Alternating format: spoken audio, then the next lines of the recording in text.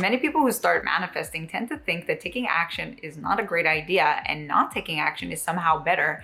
Whereas what's interesting is people who don't manifest at all tend to think the exact opposite. They think that not taking action is a complete waste of time and taking action is the best thing that you can do. But what I found will probably surprise you, so you're definitely going to want to stick around to the very end. There might just be that missing piece that you've been looking for. Hey guys, I'm Lauren, a manifestation coach. Welcome back to the channel where we talk about everything having to do with personal development, mindset, and manifestation. If you're looking for one-on-one coaching, I'd love to help you manifest your dreams. Just check out the link in the description below and you'll have all the information right there. So the way that I see it, guys, it's not about whether you have to take action or not take action. Action is actually our natural state. This is an offshoot of our wants, our needs, our beliefs, and our desires. And contrarily, we may choose to not take any action because of feelings like shame, fear, guilt, or any other emotional state. So when manifesting, you shouldn't have to force action, and you should also not be holding back or stopping action, because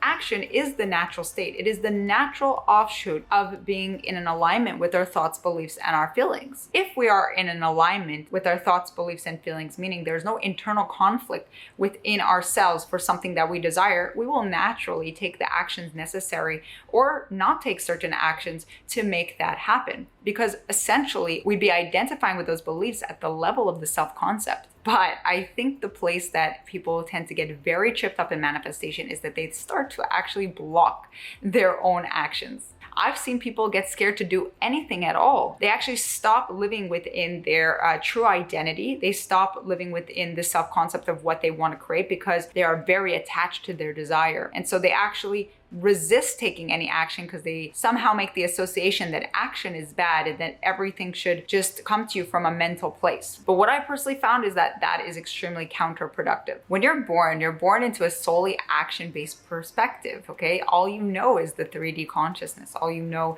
is moving things in the 3D world. The way I see it is learning about manifestation is a raising of your consciousness, a raising of your awareness, and it should be there to give you more options in life. It should be there to expand on the options that you already had through only a 3D consciousness. But what I see people do, and I find it kind of funny, is that they use manifestation and they are actually closing in their options. They're making their options smaller and less. And to me, that doesn't really make much sense. The whole point is to live a great life, an amazing life, an interesting life, to fulfill our purpose or to get things that we desire in our life. So why would you limit yourself with the new belief system? The point of the belief system is to help you gain more things. Abraham Hicks says something relevant on this topic. She just calls it something different. She calls it expansion. According to her, expansion is the natural state.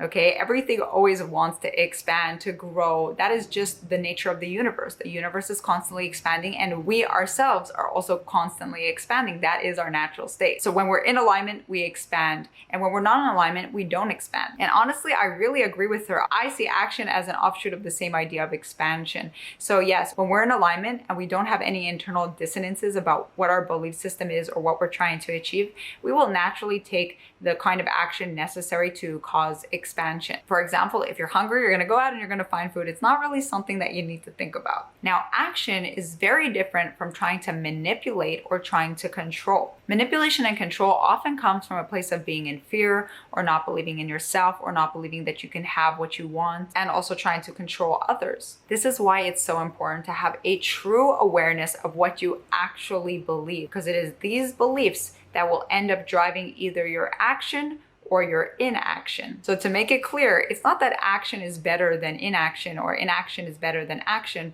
It's just not really something you even need to think about. You will be driven to take the correct actions based on the belief system that you have. Now, one thing I do want to bring up, because I see this a lot, if you're very, very attached to a specific outcome or something that you want, this is a case in which attachment really does make a difference. People are like, you don't need to drop it, you don't need to let it go. But if you're highly attached to an outcome, you could be either forcing certain actions or blocking certain actions unnecessarily. And in that way, you're disrupting the bridge of incidences. Let me give you guys an example from my own life. I only recently started doing YouTube, but I wanted to do YouTube for the last 5 years. And for the last 5 years, I already had the camera equipment necessary. I was filming videos, I was editing videos, and I just wasn't posting them. And yes, That's for years I did that. In this case, my inaction stemmed from my fears of judgment of others, my fears that maybe what I would make wouldn't be good enough or not received well. So all of these fears were creating my inaction.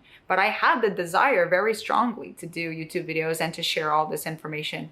Okay, but if you have a conflict within yourself, a conflict within your own beliefs, you won't take that action. Now I manifested a YouTube channel and I'm on YouTube, I'm making videos for you guys, but these videos didn't just appear out of thin air, right? I still have to take actions to make them happen. But the bridge of incidences unfolded in a way where, one, I already had the desire. Two, I got the awareness and information necessary to overcome this conflicting belief within the self. Three, I eliminated these conflicting beliefs. And four, I started making these videos because I had the natural desire to do it anyways. So it was not effortful. It's just something that stemmed from that internal belief. Essentially, I had to change my self-concept on the topic to be able to make the videos. Here's a crazy idea that I never heard anybody talk about. Manifesting is not separate from the 3D world. It's actually an integral part of the 3D world. That means that scientific breakthroughs, medical intervention, technology, the internet, basically anything happening in the 3D world, all of these things can be a part of manifesting your desires, and all these things can be a part of the bridge of incidences. They are not separated. Therefore, everything that has been created in this world is actually a part of a collective manifestation. And if you made it this far in the video, comment down below collective manifestation so I know you're still with me. Now, when we choose to use things within the 3D world, we are actually tapping into the collective manifestation. Let's say you need a car. Can you build a car from scratch? Of course you can build a car from scratch, but if it's not your hobby, why would you do that? Even though your potential in this world is infinite, the amount of energy that we have is finite. So why would you use your finite energy to try and solve things that have already been accounted for within the collective manifestation? Basically, don't spend your time trying to find solutions for things that others have already found a solution for. So I always think it's best to use the things in the 3D, use the things within the collective manifestation to conserve your energy to do the things that only you can do or what you truly desire to do. So for example, at this stage, I don't go out and try to manifest cups of coffee. Because the same energy that I could use to manifest a cup of coffee, I could just instead buy that cup of coffee and manifest something much bigger or much more interesting to me. Now, there's a place for manifesting simple things or smaller things because it does build your faith, and that is important in the beginning. But once you understand the idea of how powerful your energy is, how powerful your thoughts are and your beliefs are, then you don't want to spend that energy on things that aren't in direct alignment with what you're trying to create. That's why they say it takes the same energy to manifest a cup of coffee as a mansion, because it's really true. It's the same way that with your same working energy, you can work for $10 an hour or you can work for $1,000 an hour. It's the same energy, right? The question is, where's your focus and what are your beliefs? I make each video with love, so if you like the video, don't forget to like, share, subscribe, all that good stuff. Really means a lot to me. In the meantime, here are two amazing videos that you should definitely check out right now. I'm gonna put one right over here, and the next one you should check out after that is this one right over here. And I will see you guys in the next video.